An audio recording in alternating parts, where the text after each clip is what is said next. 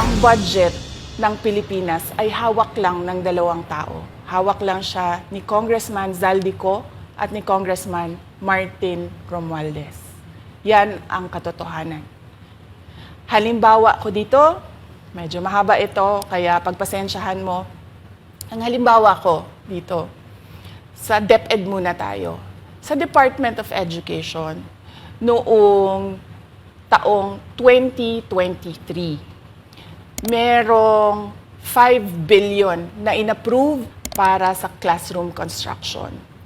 Nagulat ako kasi merong mga lumapit na miyembro ng House na humihingi. Hinihingi nila yung 5 billion, parte ng 5 billion na budget. Wala kasi akong experience sa ganyan. At saka ang pagkakaintindi ko, pag inapprove na yan ng Office of the President, ibibigay na yan, pagdediretso na yun sa approval at trabaho ng Department of Education sa construction ng mga classroom. Nagulat ako, may humingi. Magkano ba ang amin dyan? Magkano ba ang amin dyan? So sinabi ko, hindi pwede ito. Kasi ang mangyayari nito, hindi magagawa ng Department of Education ang trabaho namin na mag-construct ng classroom ayon sa classroom backlog at sa prioritization base sa backlog at sa classroom construction. So sinabihan ko yung isang congressman, sabihan ninyo si Martin Romualdez na hindi pwede chap-chapin ang classroom construction na 5 billion. Kaya kung makikita ninyo sa budget proposal na approved ng Office of the President, 5 billion yon. Pero nung lumabas yung GAA o yung budget approved noong 2023, naging 15 billion siya. Dahil hindi nga ako pumayag na kunin yung 5 billion, dinagdagan nila ng 10 billion yung classroom construction ng Department of Education. Yung 10 billion na yon hindi kontrolado ng Department of Education. Controlled yon ni Congressman Zaldico at Congressman Martin Romualdez. Hindi ko na kailangan ng corroborative witness dito dahil makikita niyo yon sa papel. Makikita ng taong bayan yon sa papel. NEP, 5 billion, lumabas ang budget approved, 15 billion.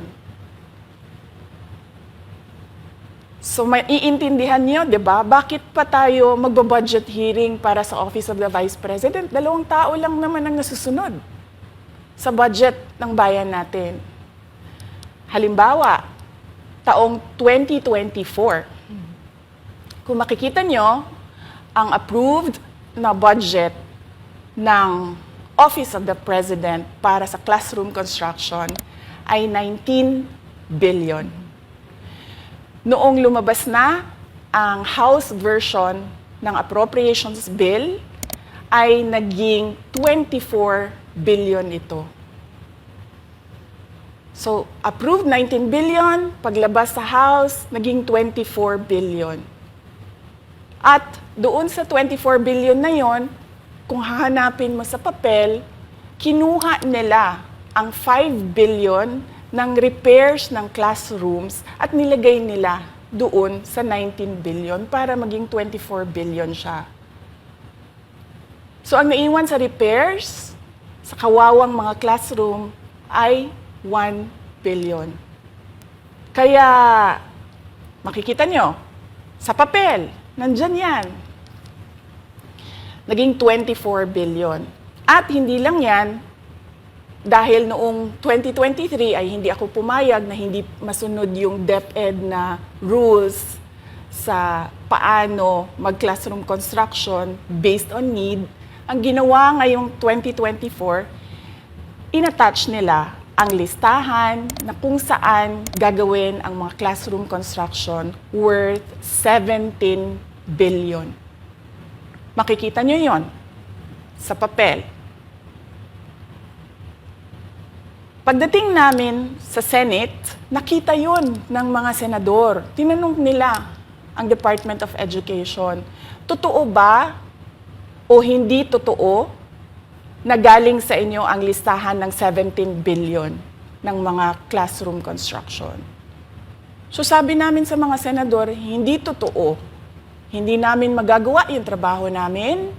Hindi natin masosolve ang classroom backlog kung ganito ang nangyayari. Pwede ba ninyo kaming tulungan? Yung mga senador naman, very helpful sila. Oo, tulungan namin kayo. Kaya nga kung makikita ninyo sa interpellation ng isang senador doon sa budget hearing sa Senate, tinanong niya diretso, galing ba sa DepEd ang listahan ng 17 billion? Galing ba sa DepEd ang listahan na inattach doon sa House version? Sinabi namin hindi. Hindi galing sa amin yan. On record yon. Makikita nyo sa mga videos, balikan nyo yung mga videos. Makikita nyo. Yes, my concern, Madam Chair, Mr. President, under the GAB, I observed that there was an increase in the budget for the construction of new classrooms from 19.6 billion to 24.6 billion. However, this is my concern, which you mentioned earlier, that the repairs and rehabilitation of classrooms was decreased from 6.5 billion to 1.5 billion. I also have information, Madam Chair, Mr. President, that 24.6 billion allocated under the GAB, but only 9.8 billion from the allocation is left to the discretion of DepEd. Kaya hindi ko na kailangan ng witness kasi makikita nyo sa papel. Tapos dumating ang BICAM, walang nangyari dahil ang nasusunod doon ay si Congressman Zaldico at si Congressman Martin Romualdez. Kaya nandun pa rin naka-attach yung 17 billion na ginawang listahan ni Co at ni Romualdez. In fact, balik lang ako konti sa'yo ha.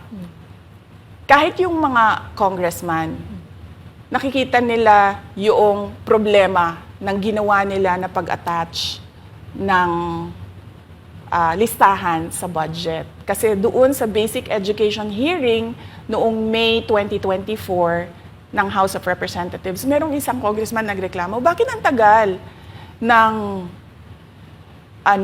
classroom construction? Bakit ang tagal? Eh sabi nung USEC ng DepEd, kasi may pabago-bago sa listahan ng DPWH dahil hindi kami ang gumawa ng listahan. Yeah, Mr. Chair, with respect to the 17 billion in Annex A of the GAA, we are not privy on how the school sites were chosen. So, be it as it may, How is it chosen?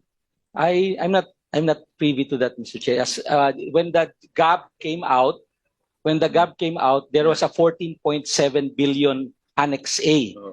Then when the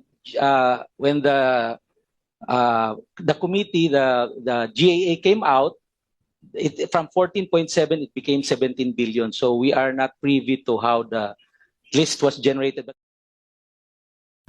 So dagdag ko lang yan doon sa confirmation na kinuha nila yung budget ng DepEd at isa yan sa mga rason kung bakit ako nag-resign sa Department of Education. Hindi na ako papayag na sa susunod na taon, ganyan pa rin ang gawin nila at ako yung mananagot sa ginagawa nila. Kaya yan yung sinasabi ko, bakit pa tayo mag-question and answer dito para atakihin niyo ako? Eh, ang masusunod lang naman sa budget, 2 tao lang.